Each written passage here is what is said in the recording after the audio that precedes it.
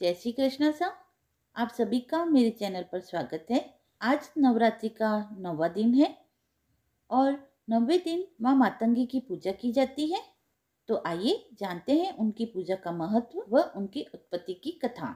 हमारे शास्त्रों में गुप्त नवरात्रि को बहुत ही शुभ और महत्वपूर्ण माना गया है। गुप्त नवरात्रि में माँ दुर्गा के 9 रूपों के साथ साथ 10 महाविद्याओं की पूजा भी की जाती है। गुप्त नवरात्रि के 9वें दिन माँ मातंगी की पूजा की जाती है। माँ मातंगी 10 महाविद्याओं में 9वीं विद्या है। मान्यताओं के अनुसार जो भी व्यक्ति गुप्त नवरात्रि के 9वें दिन माँ मातंगी की पूजा आराधना करता है उसे सर्व सिद्धियां प्राप्त होती है। माँ मातंगी अपने भक्तों के सभी कष्टों को दूर करके उन्हें सौभाग्य का आशीर्वाद देती है। माँ मातंगी को वाणी और संगीत की अधिष्ठात्री देवी माना जाता है। इसके अलावा इन्हें स्तंभन की देवी भी माना जाता है। शास्त्रों के अनुसार माँ मातंगी की पूजा करने से दाम्पत्य जीवन खुशहाल रहता है। जो मनुष्य श्रद्धा पूर्वक इनकी पूजा आराधना करता है उसे गृहस्थ जीवन के सभी सुख प्राप्त होते हैं। माँ मातंगी अपने भक्तों की सभी मनोकामनाओं को पूरा करने का वरदान देती है। शास्त्रों के अनुसार मतंग भगवान शिव का ही एक नाम है। भगवान शिव की आदिशक्ति देवी मातंगी है। देवी मातंगी का रंग श्याम है।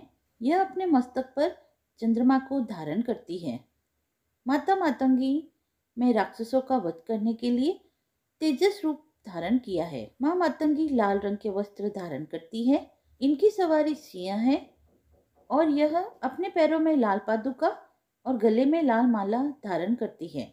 माँ मातंगी के हाथों में धनुष, बाण, शंख, पास, कटार, छत्र, त्रिशूल, अक्षमाला आदि विराजमान रहते हैं। ज्योतिष शास्त्र में बताया गया है कि जो भी व्यक्ति पलाश, मल्लिका के फूलों से तथा बेलपत्र से माँ मातंगी की पूजा करता है उसके अंदर आकर्षण और स्तंभन शक्ति का विकास होता है। मातंगी देवी को प्रकृति की देवी भी कहा जाता है। वह कला संगीत की देवी है, तंत्र की देवी है, वचन की देवी है। यह एकमात्र ऐसी देवी है जिनके लिए व्रत नहीं रखा जाता। यह केवल मन और वचन से ही तृप्त हो जाती है। भगवान शंकर और पार्वती के भोज्य की शक्ति के रूप में मातंगी देवी का ध्यान किया जाता है। मातंगी देवी को किसी भी प्रकार के इंद्रजाल और जादू को काटने की शक्ति प्राप्त है। देवी मातंगी का स्वरूप मंगलकारी है। वह विद्या और वाणी की अधिष्ठात्री है। पशु, पक्षी, जंगल आदि प्राकृतिक तत्वों में उनका वास होता है। वह 10 महाविद्याओं में 9वें स्थान पर है। मातंगी देवी श्री लक्ष्मी का ही स्वरूप है। नवरात्रि में जहाँ 9वां स्थान माँ सिद्धिदात्री को प्राप्त है वहाँ गुप्त नवरात्रि की 9वां स्थान देवी मातंगी को प्राप्त है। माता रत्नमय सिंहासन पर आसीन है। उनको कमल का आसन भी प्रिय है। वह गुंजों के बीच की माला धारण करती है। वह चतुर्भुजी है। लाल रंग उन्हें अति प्रिय है। वह अभय मुद्रा धारण किए हुए है। तोते हर समय उनके साथ रहते हैं जो वाणी और वाचन का प्रतीक है। माँ मातंगी की उत्पत्ति की कथा। एक समय भगवान विष्णु और देवी लक्ष्मी दोनों साथ में शिव जी और देवी पार्वती से भेंट करने के लिए कैलाश पर्वत पर गए। भगवान शिव और देवी पार्वती ने दोनों का भव्य स्वागत किया और उनके लिए भोजन की व्यवस्था की।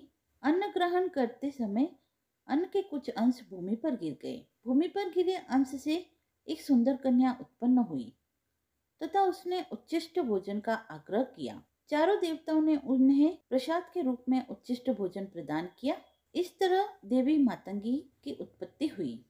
एक अन्य कथा के अनुसार देवी मातंगी हनुमान जी और सबरी के गुरु मतंग ऋषि की पुत्री है। मतंग ऋषि के यहाँ माता दुर्गा के आशीर्वाद से जिस कन्या का जन्म हुआ था वह मातंगी देवी ही थी। मातंगी देवी को प्रकृति की स्वामिनी माना जाता है तथा मातंगी देवी के कुछ प्रसिद्ध नाम हैं: सुमुखी, लघु श्यामा या श्यामला, राज मातंगी, कर्ण मातंगी, चंड मातंगी, वश्य मातंगी, मातंगेश्वरी। एक मान्यता के अनुसार चांडाल महिलाओं ने देवी पार्वती की पूजा की और उनकी पूजा आराधना करके उन्हें अपना झूठा भोजन भोग में लगा दिया।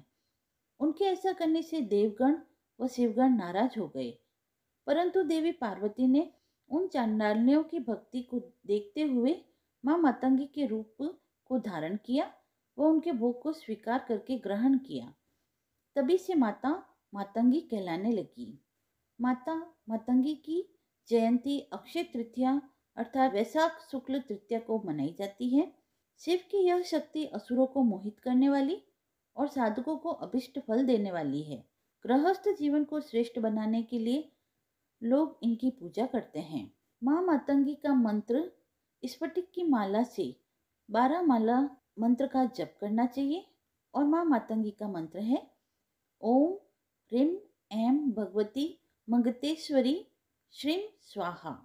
माँ मातंगी भारत के आदिवासियों की भी देवी है। 10 महाविद्याओं में से एक माँ तारा और माँ मातंगी देवी की आराधना बौद्ध धर्म में भी की जाती है।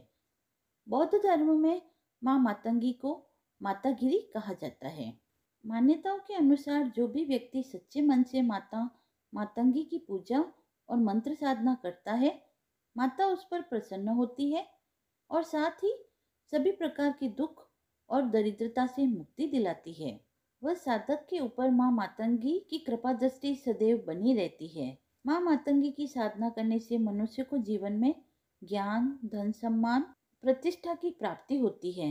इनकी साधना पूर्वक पूजा करने से मनुष्य के जीवन से सभी प्रकार के दुख दूर हो जाते हैं और उन्हें कभी भी धन की कमी का सामना नहीं करना पड़ता। कथा समाप्त हुई। जय माँ मातंगी। आइए सुनते हैं गुप्त नवरात्रि की कथा। गुप्त नवरात्रि से जुड़ी प्राचीन व प्रमाणित कथा के अनुसार एक बार ऋषि श्रृंगी भक्तों को दर्शन दे रहे थे। तभी भीड़ में एक महिला निकली और करबद्ध होकर ऋषि श्रृंगी से कहने लगी, मेरे पति दुर्व्यसनों में हमेशा घिरे रहते हैं, जिस कारण मैं धर्म और भक्ति से जुड़ा कोई काम पूजा पाठ नहीं कर पाती हूँ। अपने पति के कारण मैं ऋषियों को अंत तक समर्पित नहीं कर पाती, लेकिन मैं माँ भगवती की सेवा करना चाहती हूँ और चाहती हूँ कि माँ की भक्ति व साधना से मेरे परिवार का जीवन सफल हो जाए। ऋषि श्रृंगी माँ भगवती के प्रति महिला के भक्ति भाव से बहुत प्रसन्न हुए। ऋषि ने महिला को एक उपाय भी बताया। उन्होंने कहा कि चैत्र और अश्विनी महीने की नवरात्रि के बारे में तो सभी जानते हैं, लेकिन इसके अलावा अन्य 2 नवरात्रि और पड़ते हैं, जिन्हें गुप्त नवरात्रि कहा जाता है। ऋषि ने महिला से कहा कि प्रकट नवरात्रि में माँ दुर्गा के 9 स्वरों की उपासना होती है और गुप्त नवरात्रि में 10 महाविद्याओं की साधना का महत्व है। इन नवरात्रि की प्रमुख देवी स्वरूप का नाम सर्वेश्वरी कारिणी देवी है। अगर कोई भक्त गुप्त नवरात्रि में माता दुर्गा की पूजा साधना करता है तो उसका जीवन सफल हो जाता है। ऋषि श्रृंगी आगे कहते हैं कि लोभी, कामी, व्यसनी, मांसाहारी और किसी कारण पूजा पाठ न कर पाने वाले भी यदि गुप्त नवरात्रि में माँ की पूजा करते हैं तो उन्हें फिर अन्य कुछ करने की आवश्यकता नहीं रहती। ऋषि श्रृंगी के बताए इस उपाय का महिला ने पूर्ण श्रद्धा से पालन किया और गुप्त नवरात्रि की पूजा की। महिला की पूजा से माँ प्रसन्न हुई और धीरे धीरे उसके जीवन में परिवर्तन आया। कुछ समय बाद घर पर सुख शांति आ गई और पति भी सही मार्ग पर चलने लगा। इस तरह से गुप्त नवरात्रि की पूजा से महिला का जीवन पुनः खिल उठा। गुप्त नवरात्रि की कथा समाप्त हुई। यदि यह आपको पसंद आई हो तो आप मेरे चैनल को लाइक, शेयर एंड सब्सक्राइब करें। धन्यवाद।